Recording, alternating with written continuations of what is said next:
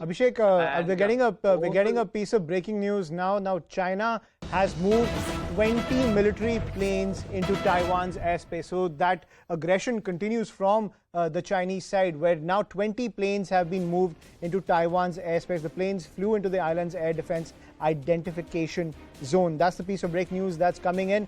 Now, that's over 20 Chinese planes which are now in Taiwanese airspace. So, Abhishek, how should we read this? Now, like you were talking about, there's been a mobilization of land assets in those provinces neighboring Taiwan. We've seen the mobilization of its maritime assets as well. And now aerial assets have also been mobilized in a kind of an encirclement kind of strategy when it comes to taking on this US push that's happening in Taiwan. And now what we've also seen is, like you were pointing out, all those communications coming in from top Chinese diplomats saying that action will be strong and decisive against this violation that has come in from the United States. That's what the Chinese government is saying. So should we read this in the days to come, because Nancy Pelosi will be meeting the president of Taiwan tomorrow?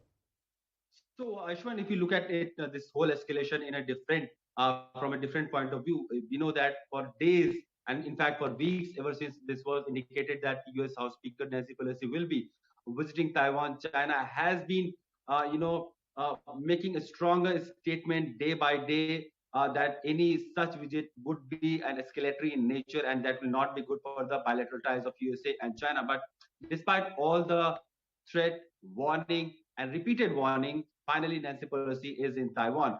So now China will also have to showcase the kind of aggression that it has shown, the kind of warning that it has shown would actually bear some result also. Because if it does not show, then probably it's a hegemony or kind of strength that it wants to be played around with, or it wants to play around at the global platform, that will be very much compromised.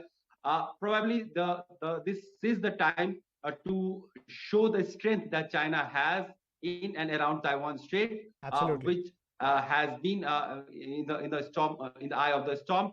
We know that Taiwan is a very small island nation. China has regularly been claiming that both sides of Taiwan Strait belong to China.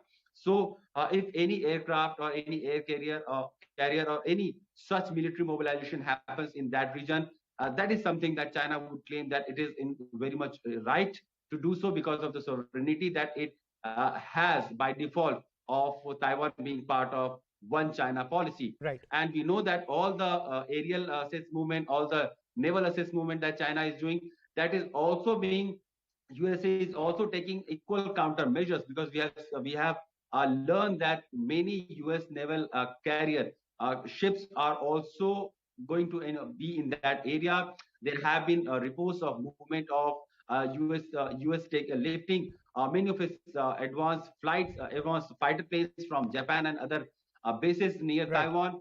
Uh, Taiwan itself has been very much alert. In fact, there was report that uh, uh, sirens where the alarms went off in Taiwan for any aerial activity or any aerial incursion from any foreign nation, most likely China. We have also seen repeated attempts by Chinese Air Force in the last few days of violating Taiwan airspace. So in the past itself, China has very clearly stated the kind of aggression that it will take in case Nancy Pelosi visits Taiwan. But Absolutely. now Nancy Pelosi has already landed in Taiwan, so China needs to probably satisfy its own domestic audience, as also that what action it actually took in order to avert any such visit by USA senior official, or if such visit has already happened, then what Right. action China would be actually taking in order to have some saving grace in this whole diplomatic flare up that has been in and around Nancy Pelosi's visit to Absolutely. Taiwan. Thank you, Abhishek, for joining us on the broadcast and getting us and decoding the entire diplomatic power play that is taking place as both the United States and China are muscle flexing over Taiwan, while at the same time both nations are battling an economic crisis. We'll continue to track all the developments which are coming in from Taiwan. For now, let's